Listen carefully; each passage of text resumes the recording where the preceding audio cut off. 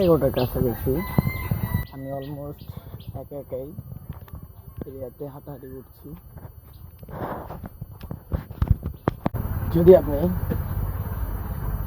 কোন একটা সিস্টেম অথবা হ্যাবিটের ভিতরে আবদ্ধ হয়ে যান বা একই রকম দিন পার করেন, সেক্ষেত্রে আপনার ওই হ্যাবিচুয়ালের বাইরে যাই করবেন কোনো কিছু ভালো লাগবে না, হয় ওটা যতই ভালো হোক না কেন।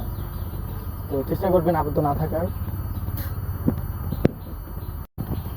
আর নিজের খারাপ হ্যাবিটগুলোকে হাইলাইট না করে একটু বের করেন আপনার ভালো হ্যাবিটগুলো কী আছে বা কী থাকতে পারে, বা কোনটার ভিতরে আপনার প্রফেশন দিকগুলো উল্লেখ করা আছে, ওই দিকটাকে আপনি বাছাই করে নিতে হবে।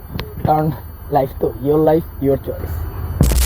আই ডোন্ট নো প্লেসটা কে তৈরি করছে, বাট চয়েস আছে।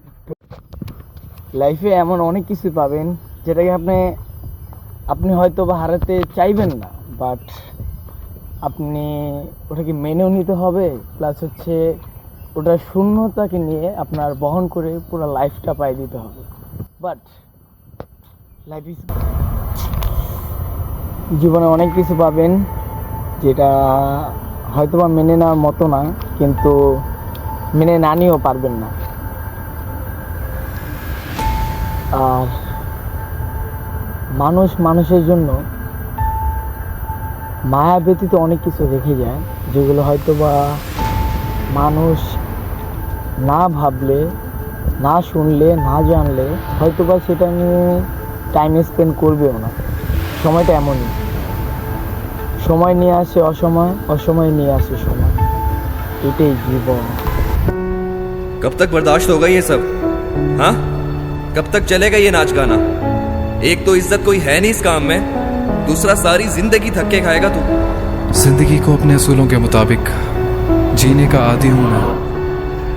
वही करता हूं जो मेरा दिल कहता है और वही करता रहूंगा।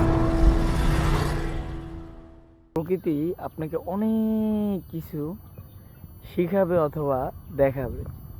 হয়তো বা প্রথম টাইম যাই হয় সেটাকে মেনে নিতে প্রত্যেকটা মানুষেরই একটু হলো দ্বিধাদ্বন্দ্ব বোধটা কাজ বেশি করে। নিজেকে নিয়ে তো কেনা ভাবে, কিন্তু অনেক সময় দেখবেন আমাদের আশেপাশে কিছু মানুষের অবস্থান থাকে যেগুলো আমরা ওই অবস্থায় তেমনটা কেয়ার করি না অথবা তেমনটা গ্রাহ্য করি না, যে যেভাবে বুঝি। বাট ওটার অপূর্ণতা হওয়ার পরে হয়তোবা মানুষ পূর্ণতা থাকার সময়টাকে অনেকটা মিস করে।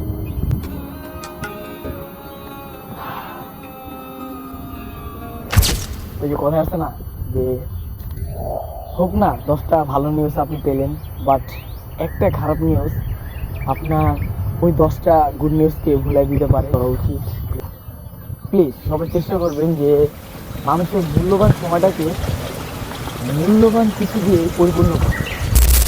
লাইফে প্রথম সময়টা এমন কিছু অনুভূতি থাকে যেগুলো থেকে আসলে আমাদের কিছু শিক্ষণীয় বিষয় থাকে বা দিক থাকে।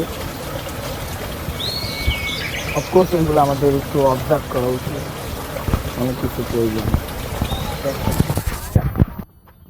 দোয়া করি প্রত্যেকের জীবনটা ভালো যাক আর সুখীময় হোক। চেষ্টা করুক প্রত্যেকের আশা নিয়ে, চেতনা নিয়ে